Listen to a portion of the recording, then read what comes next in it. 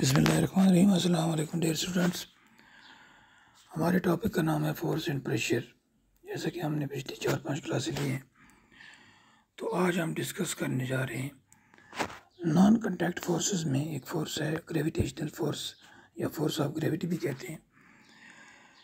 तो आपने देखा होगा कि अक्सर जो चीज़ें गिरती हैं, जैसे हमारे हाथ से कोई चीज़ गिर जाए या दरख्त के साथ जो पत्ते हैं वो गिरते हैं, नीचे ज़मीन की तरफ जाते हैं। तो ये चीज़ें जो हैं, क्या आपने कभी सोचा है कि ये गिरकर ज़मीन की तरफ क्यों जाती हैं? ऐसी क्या चीज़ है जो इनको ज़मीन की तरफ ले जाती है? तो जब कोई चीज़, मान लीजिए हमारे हाथ में एक सिक्का है, जब वो हमारे हाथ में है तो वो रेस्ट में है, यानी उसकी मोशन जो है वो रेस्ट में है। और जैसे ही वो हम हाथ से इसको छोड़ते हैं तो वो हरकत में आ जाता है, नीचे की तरफ मूवमेंट करता है और ज़मीन पर गिरता है। अब ऐसी कौन सी चीज़ है जो उसकी स्टेट ऑफ मोशन में तब्दीली लाती है, तो जो उसको अपनी खींचती खींचती है? कोई फोर्स होगी।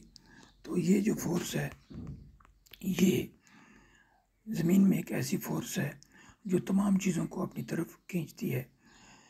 चाहे दरख्तों के पत्ते हों या कोई चीज़ गिरेगी तो ज़मीन पर गिरेगी, तो उसमें एक फोर्स है, फोर्स ऑफ, यानी जिसे फोर्स ऑफ ग्रेविटी कहते हैं, यानी ज़मीन की एक ताकत है जो तमाम चीज़ों को अपनी तरफ खींचती है।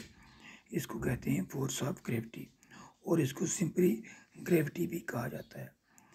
ये एक अट्रैक्टिव फोर्स है और ये फोर्स तमाम चीज़ों पर, जो भी ज़मीन के ऊपर हैं, हर एक चीज़ पर ये एक्ट करती है हर वक्त।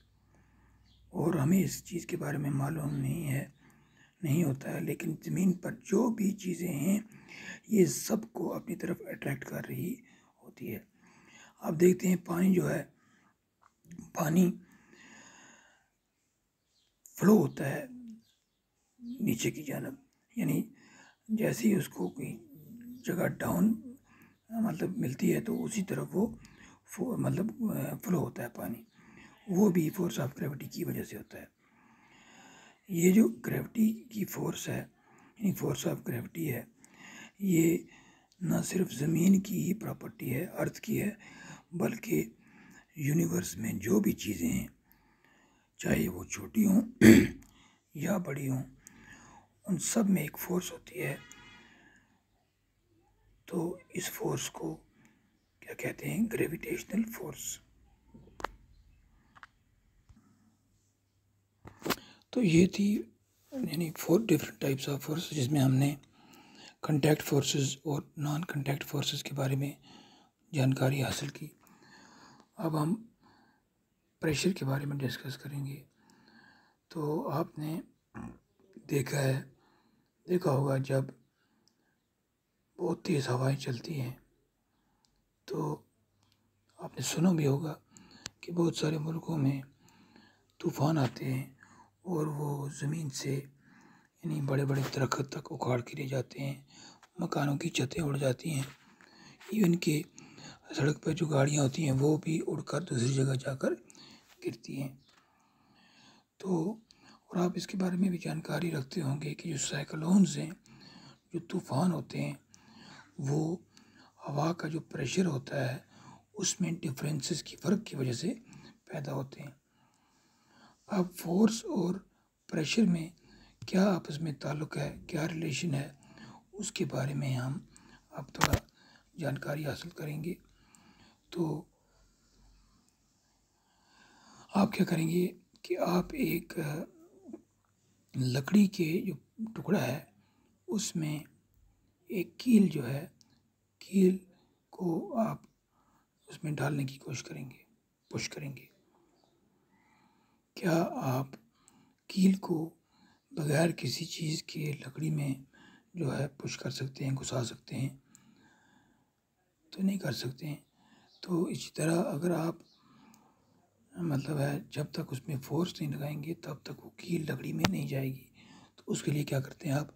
उसके लिए हम क्या करते हैं, जो कील का नुकीला हिस्सा होता है हम उसे लकड़ी की तरफ लगाते हैं और उसको हथौड़ी से मारते हैं, तो उससे वो लकड़ी के अंदर कील घुस जाती है।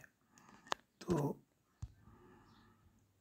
इसी तरह आप कोशिश करें किसी सब्ज़ी को चाकू से काटने की, मगर चाकू वो हो जो ब्लंट हो, यानी तेज़ ना हो, थोड़ा यानी वो आगे से उसकी जो शार्पनेस है वो कम हो। तो उससे क्या होगा, क्या आपको यानी उससे आसानी होगी। इसी तरह आप एक तेज़ चाकू का इस्तेमाल करें तो उससे आपको मतलब आसानी हो जाएगी सब्ज़ी काटने में। तो इसी तरह मान लीजिए हमने कील को लकड़ी में नुकीले साइड से जो है जब लकड़ी में घुसाने की कोशिश की तो वो आसानी के साथ लकड़ी में चलेगी। अगर इसी तरह आप कील को उल्टे हिस्से से लकड़ी में यानी ठोकने की कोशिश करेंगे तो वो आपको बहुत दिक्कत आएगी। अब ये आपने देख लिया कि लकड़ी में कील घुसाने के लिए हमें उसका जो सबसे पतला एंड है वो हम इस्तेमाल करते हैं।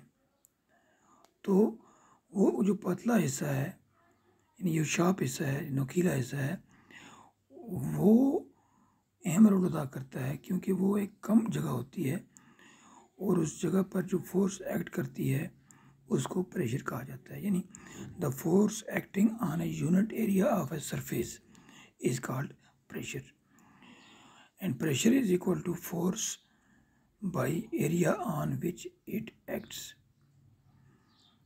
तो फोर्स जो है वो यानी प्रेशर जो है वो किस पर डिपेंड करता है, फोर्स पर और उस एरिया पर जिस पर वो फोर्स अप्लाई होती है। तो इस स्टेज पर हम कह सकते हैं कि ये जो फोर्सेस हैं वो फोर्सेस जो इस तरह हम कह सकते हैं कि ये जो फोर्सेस हैं ये जिस सरफेस पर एक्ट हो रही हैं वो परपेंडिकुलर है, उसके परपेंडिकुलर है। इसी तरह आप समझ सकते हैं कि वो जो कुल्ली होते हैं, कुल्ली आपने देखे होंगे जो लोग अपने सिर पर बोझ उठाते हैं, खासकर रेलवे स्टेशन पर होते हैं।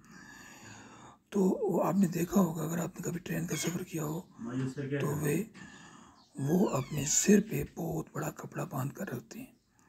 उसकी वजह ये होती है कि वो क्योंकि उनको बहुत ज़्यादा लोड उठाना पड़ता है तो वो एरिया ऑफ कंटैक्ट जो है उसको इनक्रीज़ करते हैं ताकि उनके सर पर जो प्रेशर है लोड का वो कम पड़े। जितना ज़्यादा सरफेस ऑफ कंटैक्ट होगा इतना प्रेशर कम होगा और जितना कम होगा एरिया ऑफ कंटैक्ट, जैसे हम कील की मिसाल करें, कील की जब हम ठोकते हैं लकड़ी में तो वो जो कील की नोक होती है वो बहुत पतली होती है और उस पर प्रेशर जो है वो ज़्यादा होता है। इसी तरह अगर हम कील को दूसरे ब्लंट हिस्से से ठोकने की कोशिश करेंगे तो उसका एरिया ज़्यादा होता है, उसमें प्रेशर कम होता है, वो जल्दी लकड़ी में नहीं घुस जाती। तो इसी तरह जब कुल्ली जो है अगर वो अपने सिर पे कपड़ा नहीं रखेगा तो उसका एरिया ऑफ कंटैक्ट कम हो जाएगा, वज़न का जो प्रेशर है, दबाव है, वो उसके सिर पर ज़्यादा हो जाएगा और वो चीज़ उसको जो लोड उसने उठाया होगा वो ज़्यादा भारी लगेगा।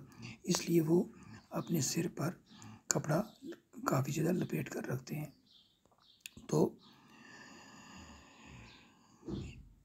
तो इसलिए हम कह सकते हैं कि एरिया जो है वो जैसे यहाँ पर एक एक्सप्रेशन है दी हुई है, force pressure is equal to force divide by area on which it acts.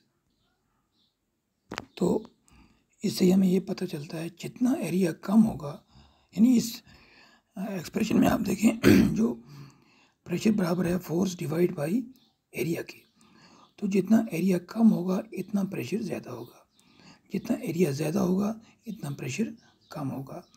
तो इससे आप समझ सकते हैं कि जो प्रेशर है किसी भी चीज़ पर जो बनता है, जितना यानी फोर्स होगी और एरिया कम होगा प्रेशर ज़्यादा होगा। अगर फोर्स भी होगी तो मगर एरिया ज़्यादा होगा तो प्रेशर कम होगा। तो इसी तरह मुख्तलिफ चीज़ों पर जो है प्रेशर जो है डिपेंड करता है। अब हम कल की क्लास में देखेंगे pressure exerted by liquids and gases. तो आज के लिए इतना ही काफ़ी है।